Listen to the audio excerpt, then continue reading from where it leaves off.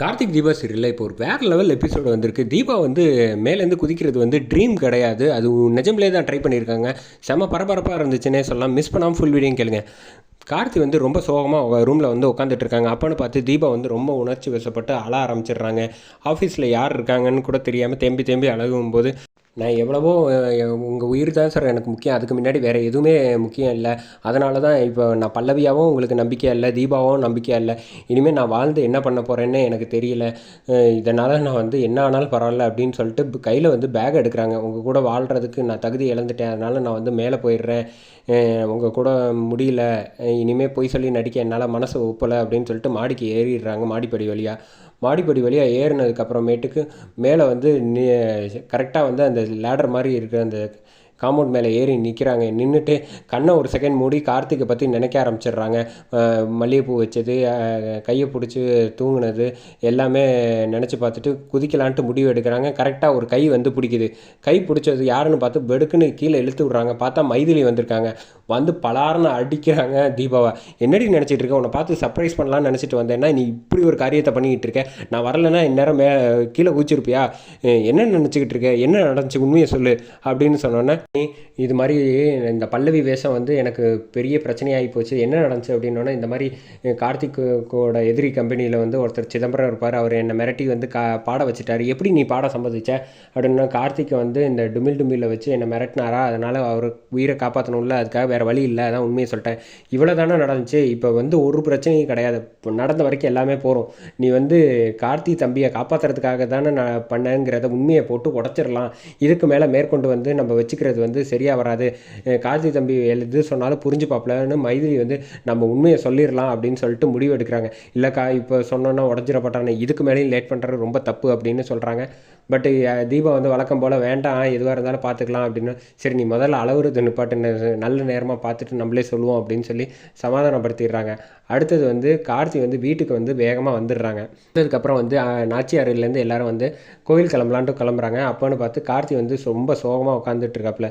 ஏன்ப்பா உன் கம்பெனிக்கு தான் வரலான்னு நினச்சேன், நீ இங்கே வந்துட்டு அப்படின்னோடனே, நான் நினச்சி கூட எதிர்பார்க்கல, பல்லவிங்கிறவங்க வந்து சிதம்பரத்துக்காக பாட்டு பாடிட்டாங்க அப்படின்னோடனே, என்னப்பா சொல்கிற, நம்ம செயின்லாம் கொடுத்தோமே அவங்க வந்து பாடிட்டாங்களா, இப்படி பணத்துக்காக ஆசைப்பட்டு பாடுவாங்க அவங்களா, அவங்க இப்படி நம்பிக்கை துரோகம் செஞ்சுட்டாலே அப்படின்னோடனே தீபாவும் கூட வந்துடுறாங்க. பக்கத்தில் மீனாட்சி இருக்கப்ப அப்போ தான் தெரியுது மீனாட்சிக்கும், என்னது பாட்டு பாடி முடிச்சுட்டாங்களா, என்னால் நினச்சி கூட பார்க்க முடியலையே அப்படின்னு தீபாவை பார்த்து சொல்கிறாங்க. கண்ணு இப்படி அசைக்கிறாங்க. ஏதோ பெருசாக தப்பாக நடந்திருக்கு அப்படின்னோடனே ஐஸ்வர்யாவுக்கு ஜாக்பாட் அடித்த மாதிரி ஆகி போயிடுது.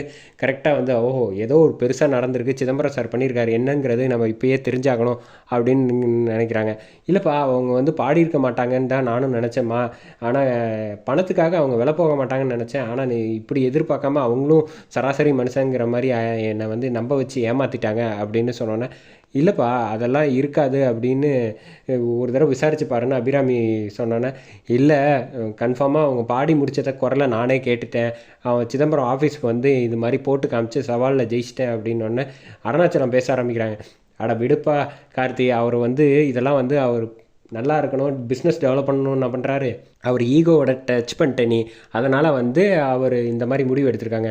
பல்லவியும் ஒரு சாதாரண பொண்ணு தானேப்பா, அவளுக்கு காசு வேணாமா, அதுக்காக அபிராமி சொல்கிறாங்க, காசு கொடுத்தா எது வேணால் மாற்றி பேசிக்கிற முடியுமா அப்படின்னோடனே, இங்கே பாரு அபிராமி ஒன்று புரிஞ்சுக்க, காசு இருந்தால் என்ன வேணாலும் உலகத்தில் யாரை வேணாலும் விலைக்கு வாங்க முடியும் அப்படின்னு அருணாச்சலம் சொல்கிறாங்க.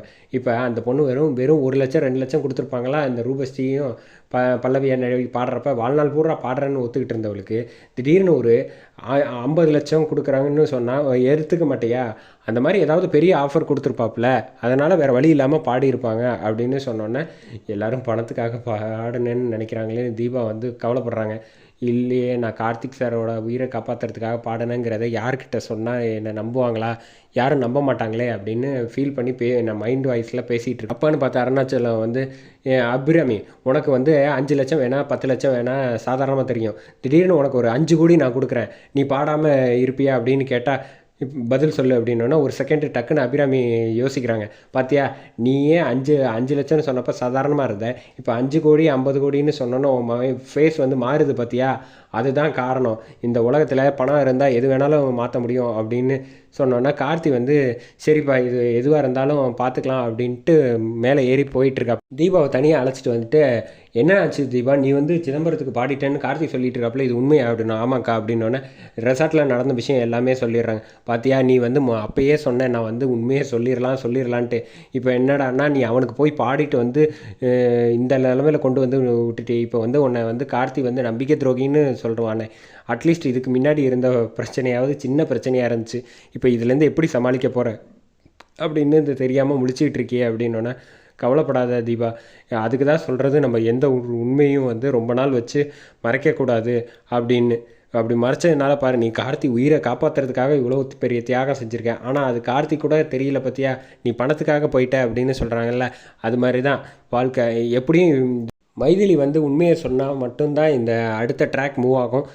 வெயிட் பண்ணி பார்ப்போம் எப்படி ட்ராக் கொண்டு போகிறாங்கங்கிறது.